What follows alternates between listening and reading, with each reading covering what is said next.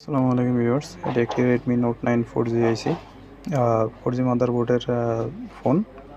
এই দেখেন, এটা অলরেডি অন্য একটা টেকনিশিয়ানে কাজ করেছে। ঠিক আছে, এখানে যদি আপনাদেরকে দেখাই, এখানে কয়েকটা কম্পোনেন্ট মিস আছে এবং কিছু কম্পোনেন্ট মিস প্লেসও করা আছে। এই যে দেখেন, এখানে এতটা স্পষ্টভাবে হয়তো এখানে দেখা যাচ্ছে না, কিন্তু এই জায়গাটায় কিছু কম্পোনেন্ট আপনার ওলট লাগানো আছে। ঠিক আছে, তো এই ফোনটা এক দোকানে ছিল আপনার প্রায় বেশ কিছুদিন, 1 সপ্তাহ 10 দিনের মতো ছিল। তো সেখান থেকে কাজ হয়নি। তো দেখা যাক ইনশাল্লাহ আমি করতে পারি কিনা। আর বিষয় হচ্ছে কি, এক দোকানের কাজ অন্য টেকনিশিয়ানরা করতে চায় না, এই কারণে ফেরত দিলে যে আসলে কিছু কিছু টেকনিশিয়ান আছে যে তারা আসলে কাজ করলে সেই ফোনের মাদারবোর্ডের কন্ডিশন আসলে ভালো থাকে না, এই জন্য।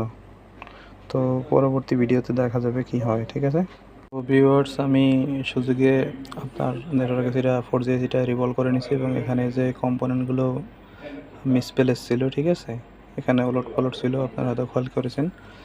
ওইটা আমি এই স্কিমেটিক অনুসারে কম্পোনেন্টগুলো আমি সাজিয়ে নিয়েছি। ঠিক আছে, এবং মাদারবোর্ডটা ক্লিন করছি। এই দেখেন, আগে এখানে কী অবস্থা ছিল তখন দেখেছিলেন, এখন মোটামুটি মাদারবোর্ডের কন্ডিশনটা দেখেন। তো এবার আমি ফোনটাকে ফিটিং করে এরপরে ইনশাল্লাহ চেক করে দেখি যে আসলে কী পরিস্থিতি, আমার কাজটা হলো কি না। ঠিক আছে, হ্যাঁ ভিউয়ার্স, এখানে আপনারা দেখতে পাচ্ছেন এই যে আমি ফোনটা ফিটিং করার পরে এখন নেটওয়ার্ক চলে আসছে। ঠিক আছে, আলহামদুলিল্লাহ কাজটি সম্পন্ন হয়েছে। এবার আমি একটু এটাকে কোড আপনার চেক করে দেখি ব্যালেন্স শো করে কিনা। দাঁড়াও না।